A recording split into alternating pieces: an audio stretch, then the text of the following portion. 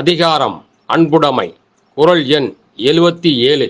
என்பிலதனை வெயில் போல காயுமே அன்பிலதனை அறம்.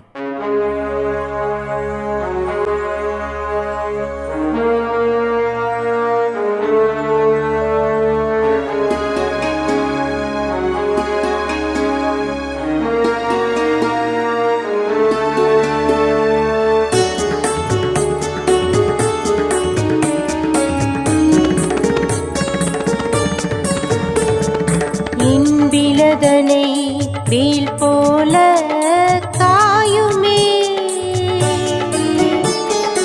என்பிலதனை வேல் போல காயுமே,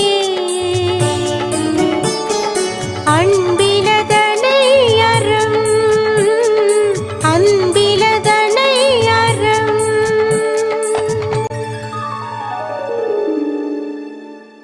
இந்த திருக்குறளிலே வள்ளுவ பெருந்தகை அன்புடைமை என்கின்ற ஓர் அதிகாரத்தின் கீழே மிக அற்புதமாக இந்த உலக மக்கள் வாழ வேண்டிய விதத்தை அன்பாக நமக்கு எடுத்துரைத்திருக்கிறார்.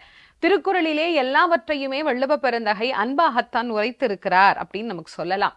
அவர் நம்மிடத்திலே உரிமையோடு சொல்லுகிற குறள்களும் உண்டு, அவர் மிக வருத்தப்பட்டு சொல்லுகிற குறள்களும் உண்டு, மிகவும் மகிழ்ச்சியோடு சொல்லுகிற குறள்களும் உண்டு. அதுபோல வள்ளுவ பெருந்தகை அன்பாலே மிக அற்புதமாக அன்புடைமை என்கின்ற அதிகாரத்தின் கீழே நமக்கு தருகிறார். இந்த உலகத்தில் எப்படியெல்லாம் அன்பு உள்ளவர்களால் வாழ முடியும், அன்பு இல்லாதவர்களையெல்லாம் எப்படி இந்த உலகம் வாழ விடாமல் செய்து விடுகிறது, அதையும் நமக்கு சொல்லி இருக்கிறார். இப்படிதான் இருக்கும்னு ஒரே பக்கத்தை மட்டும் காட்டக்கூடாது இல்ல, இன்னொரு பக்கத்தையும் காட்டணுமே. அதற்கு வள்ளுவர் மிக அழகாக ஒரு குறளை நமக்கு சொல்லுகிறார். என்பிலதனை வெயில் போல காயுமே அன்பிலதனை அறம் என்கின்ற திருக்குறள்.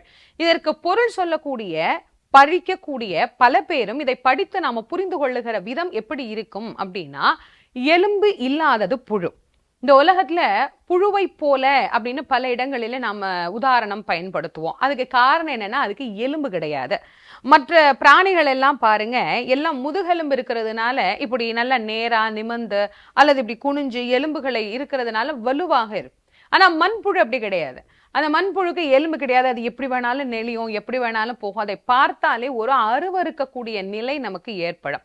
அந்த மண்புழு ஈரமான இடத்துல இருந்துகிட்டே தான் இருக்கும், அது வெயில்ல வரவே வராது. ஏன்னா வெயில்ல வந்தா அதால வாழ முடியாது, அதுக்கு வாழ்கிற தன்மை குறைந்து போய் விடுகிறது. இந்த வெயில் அந்த மண்புழுவை வாட்டும். அதனால்தான் அந்த காலத்துல கூட நீங்க கேட்டிருக்கலாம், விவசாயம் பண்ணக்கூடிய நிலத்துல நிறைய மண்புழு இருக்கணும் அப்படின்னு சொல்லுவாங்க. ஏன்னா அப்ப அந்த மண் ஈரமா இருக்கு, சத்தா இருக்கு, அதுல நிறைய உரத்தன்மையோடு இருக்குது அப்படின்னு விவசாயத்துக்கு நல்லா இருக்கும் அப்படின்னு எதை வச்சு கண்டுபிடிப்பாங்கன்னா, அந்த மண்புழு வச்சுதான் கண்டுபிடிப்பாங்க.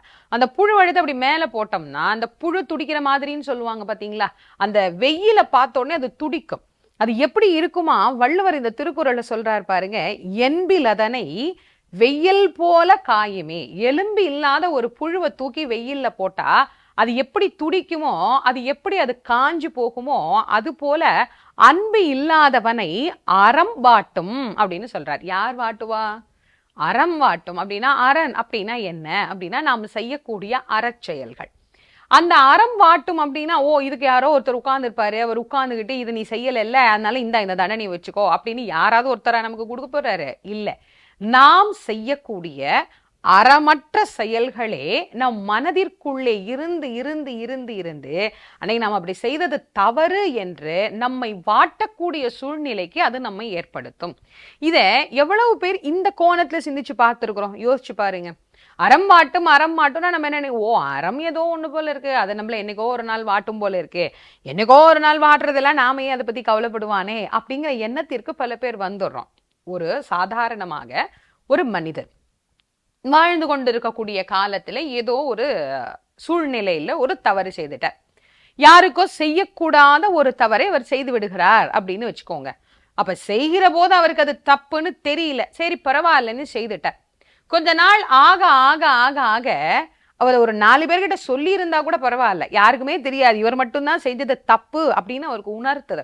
அப்ப என்ன ஆகும், அந்த மனிதரை பார்க்கும் போதெல்லாம் அன்னைக்கு நாம இவர் அப்படி சொன்னது தப்பாச்சே, நம்ம சொன்னதுனால தானே இவர் ஆபீஸ்ல இருந்து நீக்குனாங்க, இவர் ஆபீஸ்ல இருந்து வெளில வந்ததுனால தானே இவருக்கு வேற வேலை கிடைக்கல, அதனால தானே அவர் பிள்ளைங்களை காப்பாற்ற முடியல, பொண்டாட்டியை காப்பாற்ற முடியல, அவரால் சம்பாதிக்க முடியல, இந்த அவப்பேரோட வேற எங்கேயும் வேற வேலைக்கு போக முடியல.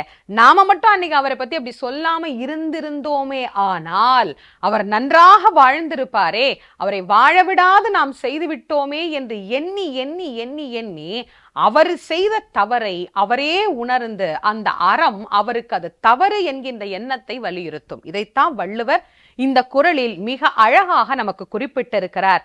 என்பிலதனை வெயில் போல காயுமே அன்பிலதனை அறம் என்று சொல்லி. ஆகவே அன்போடு வாழ்வோம், வாழ்வில் பிறரோடு மகிழ்வோடு இருப்போம்.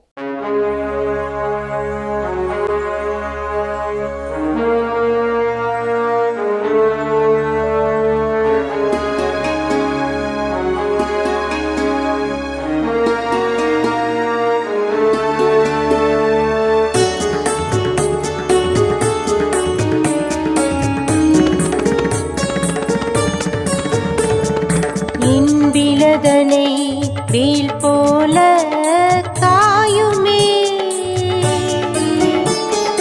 என்பிலதனை வெயில் போல